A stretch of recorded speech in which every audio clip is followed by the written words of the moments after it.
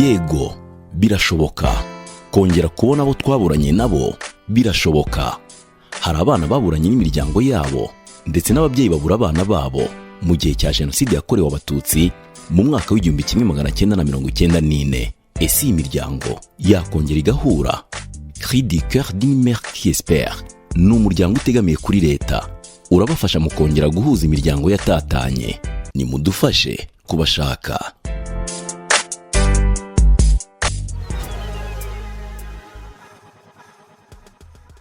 Muraho neza abakurikiye abacu SMS TV. Nitwa Ufitine Masumuta, umukorerabushake w'umuryango SMS. SMS mu magambo arambuye y'Igifaransa ni Cri du cœur d'une mère qui espère. Mu Kinyarwanda twavuga ko ari ijwi ry'umubyeyi utihebye. Umuryango SMS ufite intego yo gushaka abana baburiwe irengero mu gihe cya jenoside yakorewe abatutsi mu Rwanda mu mwaka w'1994 no kubafasha gushakisha imiryango yabo baburanye nayo muri icyo gihe. Uyu munsi wa none rero tugiye kuganira umubyeyi witwa Mukasonga Josiane, umubyeyi ushakisha musaza we baburanye mu gihe cya jenoside yakorewe abatutsi mu Rwanda muri 1994. Musaza we yitwa Rurangwa. Icyo gihe cya jenoside uyu Josiane nawe yari akiri muto ariko yari afite imyaka 9. Arakibukiye ukuntu byabagendekeye. Tumukurikire.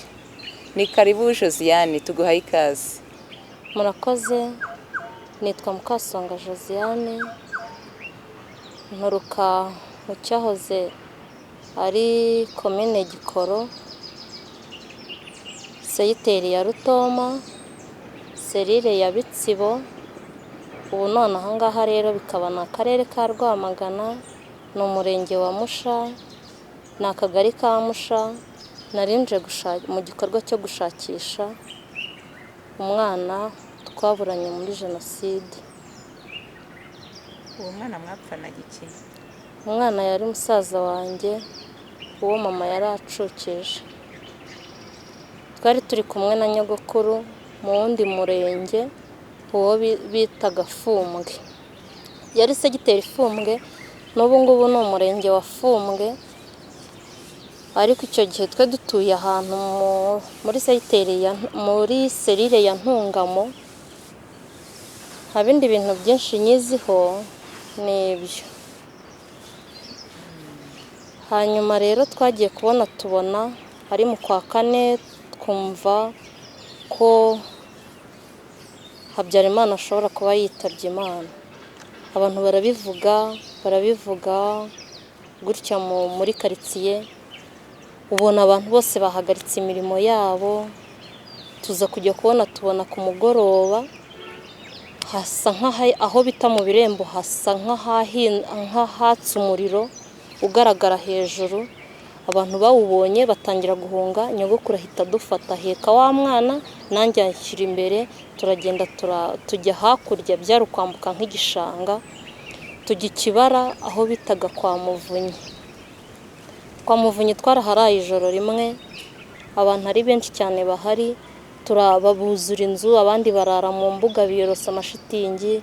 Mu gitondo mu rukerera duhita tujya ku mwaro hasi.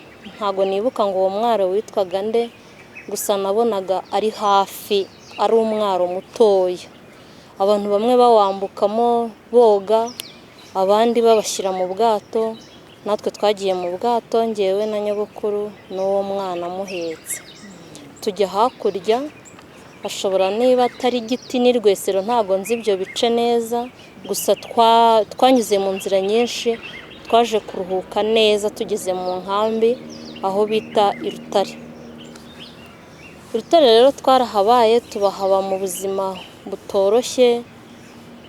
Nta mfashanyo zari zihari. Hari ikintu bitaga gufuya, umuntu wese ufite imbaraga yirwanagaho. Umwana rero yaje umwana mutoya uwo mama yari acukije yitwaga Rurangwa. Ngewe nari imfura ye. Inyuma yanjye hari abandi bana 2 b'abakobwa. Uwo mwana w'umuhungu yari uwa kane mama abyaye, mama afite inda yindi nkuru yo yapfanye. Umwana yarariraga cyane, naje kujya kubona mbona haje imodoka y'Daihatsu iza i Rutare mu isoko hagati, nyine twabaga mu maduka. Noneho haza imodoka izisaba abana ngo b'imfubyi. Nyogokuru arayegera yumva ibyo bavuga, ntago mbiziho byinshi, nanjye nari mfite imyaka yanjye 9, nari nkiri mutoya. Abana, umukobwa afataga kayi, nibuka neza mu ishusho nibuka umukobwa yari yambaye ipantaro y'ikoboyi y'ubururu, umupira w'umweru n'ingofero zo bakunda kwita songa mbere.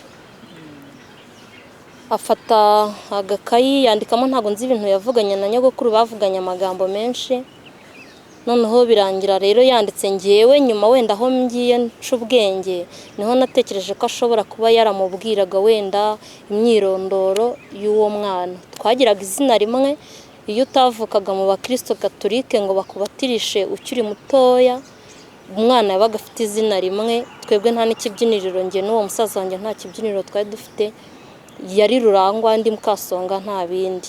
Umwana ntiyarazi kuvuga ikintu na kimwe, kereka ko yaratambukaga wamuhamagara Rurangwa agakebuka akakureba, ariko ukabona nta bindi bintu byo kuvugana bihari. Ibyo nibyo nibuka. Ikindi nibuka neza nuko muri iyo modoka yabatwaye ibyumba, bavuga ko babakuye Rutare babajyanye ibyumba kuri prefecture. Umwana bamutwaye, wa mukobwa wabandikaga, harimo n'abandi bana batari benshi cyane, ubona batuzuye imodoka ariko harimo n'abandi. We rero yagiye amukikiye ku bibero. Nibuka umwana agenda arira, uwo mukobwa amuteruye amukikiye ku bibero muri iyo modoka bari bicayemo. Baragenda, tubaheruka rero ubwo ntitwongeye kumenya amakuru yabyo.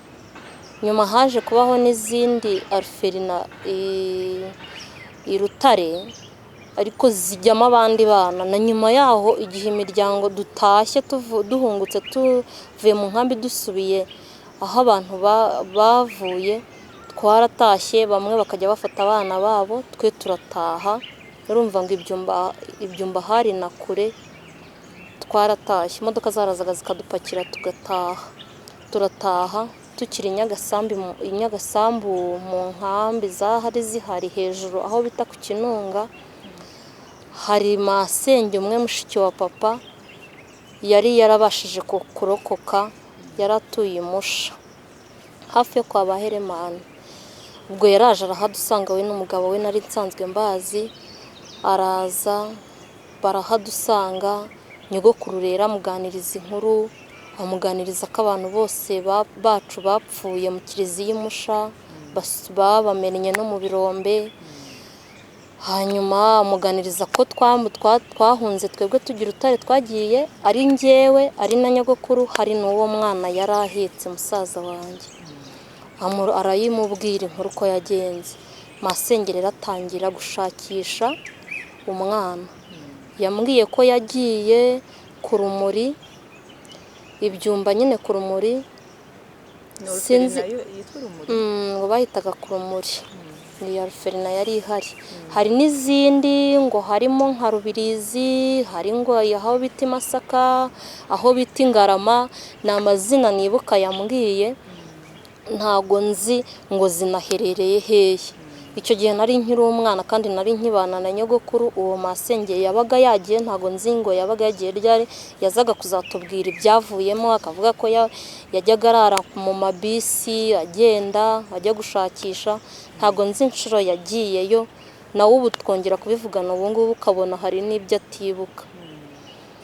Rero yambwiye ko bamusobanuye aho hose yagiye, bamwerekaga abana bahari, bakanamwereka n'amafoto, akareba akamubura. Noneho aranambwira ati naje kumva bavuga ko abana bavuye i Rutare bakajya ibyumba, hari abarwaye macinya barapfa, abandi abazungu barabatwara. Twebwe rero twumva tuyobewe icyiciro dufata mu wacu. nkibaza se abazungu baramutwaye, nkibaza se yaba yarapfuye. Ibyo ngibyo mbifata gutyo, nanjye ndabanza ndakura, aho nshiriye ubwenge tujya mu miryango. Hari uwo nabanjemo witwa Soresi, hari uwundi witwa Uwisenga N'imanzi. Aho hantu rero tukahahurira n'abandi bana benshi, zikaba byitwa imiryango ifasha abana b'imfubyi zibana. Ariko ugasanga abo bana bibana rimwe na rimwe ni abana nka 5 badafite ababyeyi babana, ni abana nka 2 cyangwa 3, 4, 6 gutyo, bitewe n'uko bagize umugisha wo kuba barokoka. Rero naje kugira agahinda, urumva ni naho ntangiye guca ubwenge neza, naho ntangiye kwitegereza uko ibintu bimeze.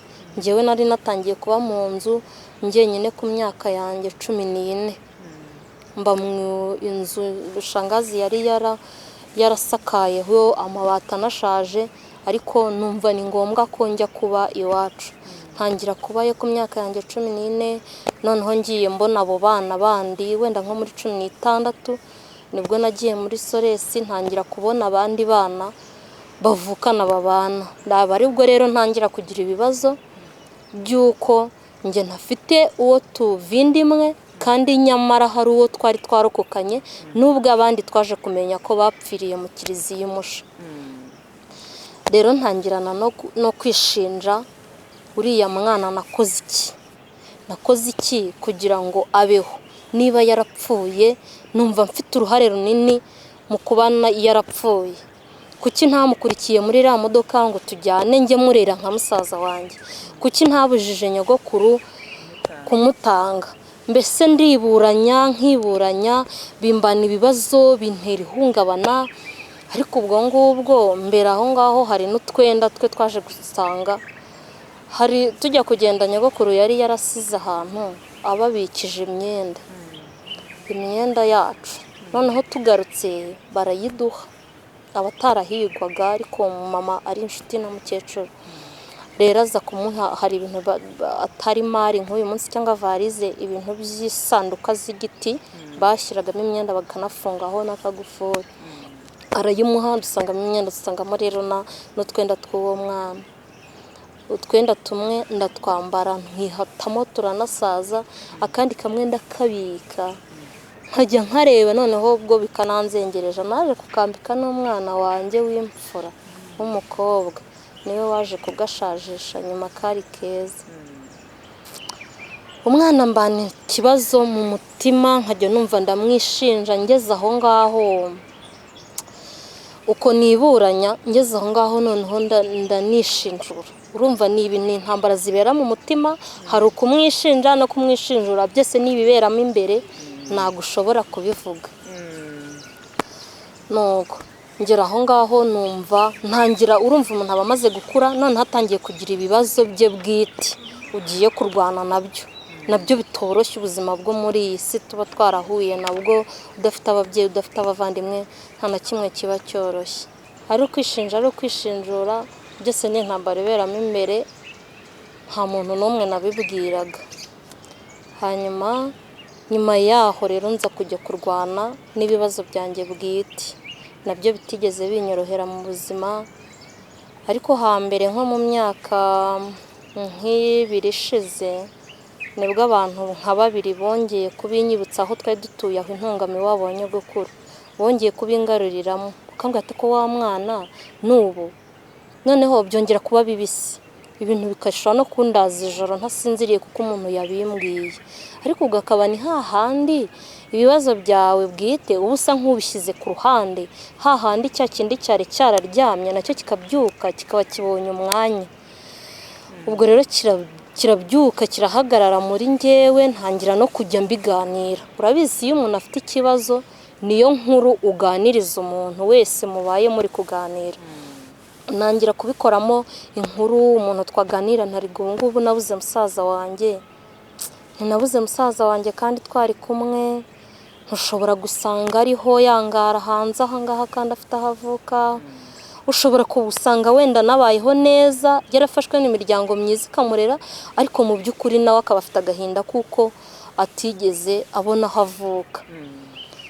Ngiye kubona mbona muri iyo minsi mike y'abo bantu babiri bamaze kubinyibutsa, ndongera mpita mbivugana na shangazi, nanone arongera nawe arambwira ati ubu ngubu ko nongeye numvishije nanone ubinyibukije bije ari bibisi. Ndongera mbiganira n'undi muntu, nawe arambwira ati reka nze nkubariza, ariko wata amakuru mfite abana bavuye ibyumba i Rutare bakajya ibyumba, ati hari umutaliyani kazi w'umubikira wabafasha abana 50 bakura ibyumba atarabajyana, ariko disi ubu yarapfuye. Ntangira kumva nanone ni ikibazo, ati gusa yapfuye yaramaze kubatanga mu miryango ibarera. Nabwo ndatekereza ndavuga se ibintu umuntu yabikora Yakubwiye hiki? ko yabatanze mu miryango yo mu Rwanda cyangwa yabajyanye hanze? Mu miryango y'iwabo nyine, ngira ngo mu Butaliyani. Uwo mubikira yaraba ngo yarabatwaye bakura nyine ibyumba abajyana mu Butaliyani, noneho nyuma abazungu bakajya bafata abana bo kwirerera. Nta kindi mbiziho nayo makuru, gusa umuntu wambwiraga ko hari umubikira wabatwaye yambwiraga ko umubikira we yaje no gupfa. Noneho rero ndangije ntekereza ikintu umuntu yakora. Urumva ni inkuru yahise ibyuka muri njyewe ku buryo umuntu wese tuganiriye mpita nanayimuganiriza. Nza kuganira n'undi mu mama mubyara wa papa, ari we wigeze kuguhamagara wowe. Arambwira ati ndibuka twarabivuganye turabivugana guhera kuri 0 ko ibintu byagenze. Arambwira ati ibyo bintu koko ati ko untesheje umutwe. Yarakubye nyuma gato yarampamagara arambwira ati mukasoko untesheje umutwe. Ubwo rero nibwo yahise yinjira mu kureba uburyo umuntu yashakisha, nibwo yaje gukubitana na cano yanyu.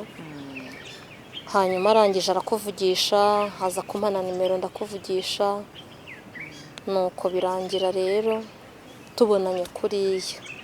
Naho ngaho ariko nsubiye inyuma gatoya, rimwe hari umuntu waje mu rugo, ntuye ku muhanda aho iwacu twari dutuye kuva na kera. Umugabo baza ari no kumwe abandi nabo bafite abandi bantu baganira. Noneho njye aranganiriza, rero tujya mu nzu turicara.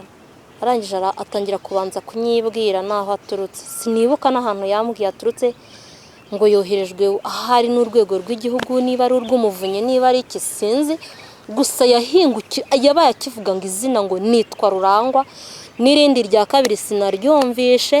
Nahise njya mu gihagararo ndamuzamuka ndamumanuka ngo ndebe niba uyu muntu hari isano dufitanye. Nkumva nanamubaza ese waba uzi wanyu, ariko iyo atinda mba narabimubajije, iyo aza gutinda mba naramubajije uko bimeze. Ariko nahise mvuga intereka atagira ngo ndi umusazi, mpita mvayo vuba mu gutekereza ibyo byose. Nanamubonana n'impeta gutya, ndavuga intubudisi wabona musaza wanjye yarakoze ubukwe akabura n'umuntu ahagarika mu mwanya wa mushiki we agafata wabonye wese mpari. None se wabonaga uwo mugabo ashobora kubangana nuko musaza wawe yanganaga?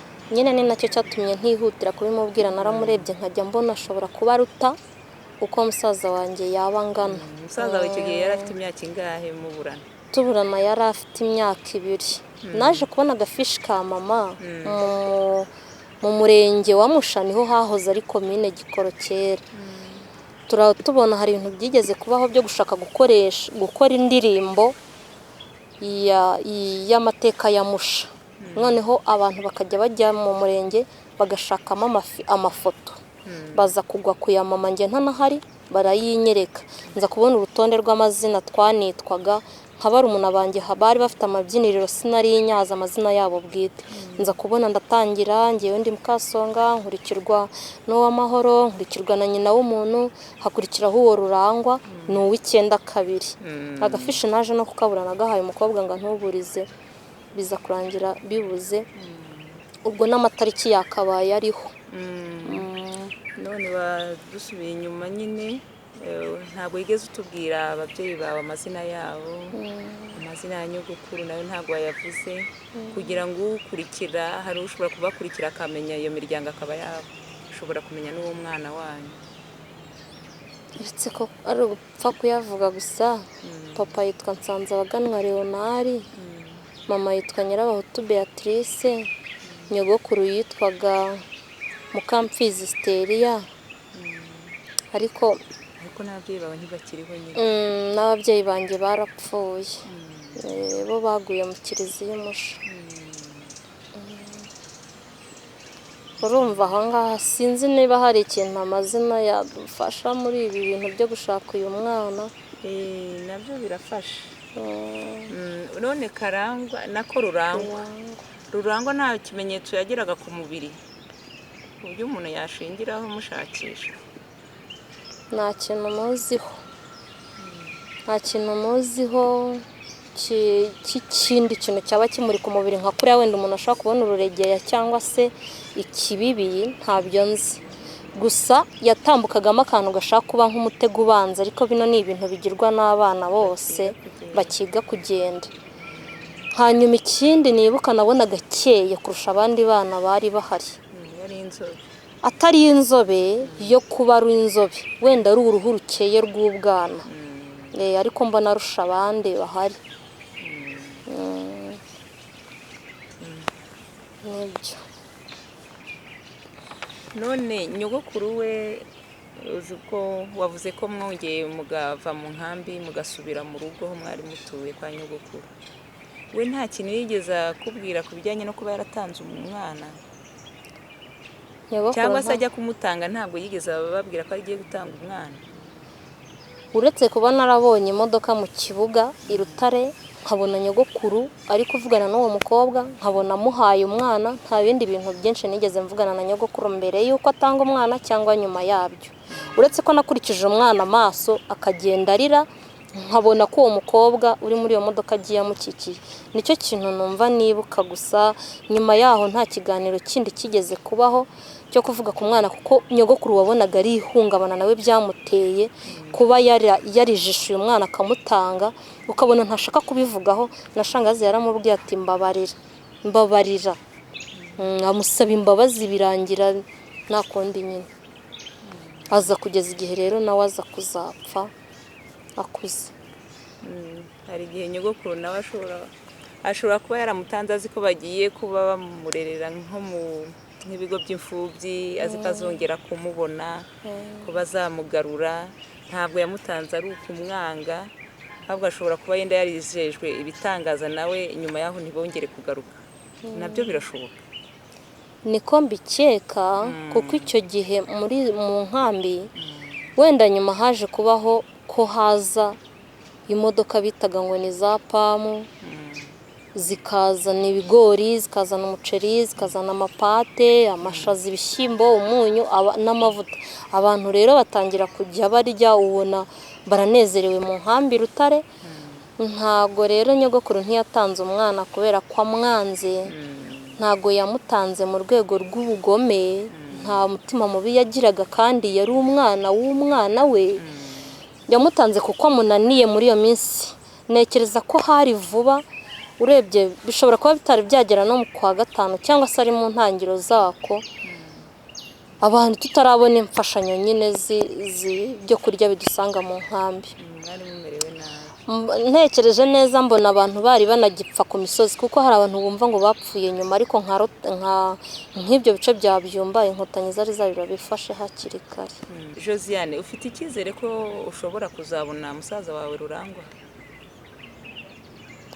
Icyizere mba numva ngifite nka 50% cy'uko uyu mwana yaba ariho, kuko ntiyapfuye ngo mushyingure mbibone ko apfuye. Kandi ikindi ntahari ngo mbubone turi kumwe, abaye ariho nyine mbizi twaba turi kumwe. None rero ubwo bitameze gutyo, ubwo njyewe icyizere mfite nuko nshaka kumubona. Ikindi nuko nshobora kumubura, nacyo kirashoboka, ariko nibura umutima wanjye waruhuka ko hari icyo nakoze ngo mushakishe mubone. numva umutima wanjye watuza. Nshobora no kumenya, hashobora no kuza umuntu akambwira ati uwo mwana koko yari ahari ariko yaje gupfa, ibyo nkabifata nk'aho yapfuye. Nibura nkumva sinkikanga umugabo wese wo mu kigero nk'ike, mbona ushaka kuzana isura nk'iy'iwacu, ariko kujya nikanga abasore bose mbonye. Numva aricyo byamfasha, ariko igihe neza umutima wanjye wanezererwa nuko naba mubonye, cyangwa ukamenya amakuru ye mbese ukayamenya, kuko biragufasha cyane. Ni iki wabwira rero abakurikiye ikiganiro cyawe, niba ari icyifuzo wagira, niba ibyo wabasaba, watambutse ubutumwa bwawe? Icyo nasaba abanyarwanda batubona dushakisha abacu twaburanye nabo, ni ukuri uretse kuba wenda kwa kundi umuntu avuga ngo umusonga wundi ntukubuza gusinzira, ariko bibaye byiza umuntu wese yakwiyumvamo ubumuntu, akumva hari n'icyo yakora kugira ngo wenda uyu muntu uri gushakisha aruhuke mu mutima. Kandi ikindi, hari ukuntu ujya kubona ukabona abantu basa nk'abashatse kugutirisha abandi, umuntu ibyo bintu akabikora nkana, abizi neza ko afite imiryango avukamo. Icyo koze ubaye ukaba wabiyitirira kandi ubizi neza, wenda ukandeba ukabona dufitanye isura. Abirabura benshi ubona bashaka gusa, ariko wareba dufitanye isura kandi urabizi neza uza aho uvuka, warangiza ukaza kubyiyitirira ukagereranya uti ngewe mu myaka yanjye 30 mfite nahita mba musaza w'uyu mugore uri gushakisha musaza. Hoya rwose, icyo koze uramutse ubaye utazi nawe koko aho wavuye, ukaba uri umwana w'umuhungu wo muri iki kigero cy'iyi myaka, ukaba wumva wenda barakubwiye ko ufite inkomoko, niyo waba utanayizi, utazi byinshi ku nkomoko yawe, ariko ukaba nyine urabizi neza ko utazi aho ukomoka. Ahangaha rero wagana uyu muryango Ijwi ry'Umubyeyi Utihebye, bakaba baduhuza, bafite byinshi babikoraho, tukareba niba turi abavandimwe koko. Murakoze. Nawe urakoze nk'uko ubivuze, bazatwegera baduhamagare, turaza kubaha nimero yacu, ariko ku buryo nk'uko bivuze ntabwo dupfa guhuza abantu, nyine hari ibimenyetso turabanza tugacukumbura ibimenyetso bifatika, ntabwo dupfa guhuza abantu. Urakoze Mukasonga. Mukasonga rero atubwiye ko umusaza we Rurangwa baburaniye mu nkambi ya Rutare, ariko akaba yaratwawe n'umukobwa wari wambaye ikoboyi ijya kuba ubururu n'umupira w'umweru, abajyana bari kumwe n'abandi bana. Yabatwaye rero mu Idayihatsu, harimo n'abandi bana, umwana agenda arira, umwana yarakiri muto, yari afite imyaka 2, ariko mu by'ukuri uwo mwana ntabwo bazi aho bamwerekeje.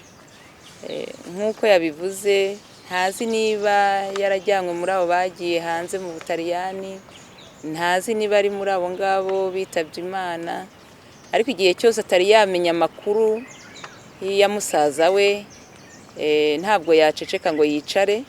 Ni nayo mpamvu yahagurutse nawe ngo ashakishe amakuru ya musaza we, amenye amakuru ye, niba akiriho niba atakiriho, kandi nubwo yaba atakiriho nabwo akamenya amakuru ye byamufasha cyane. Ubwo rero turasaba abakurikiye iki kiganiro, uwamenya amakuru kuri uwo mwana Rurangwa, ko yamenyesha umuryango SMS akoresheje nimero mureba imbere yanyu. Murakoze.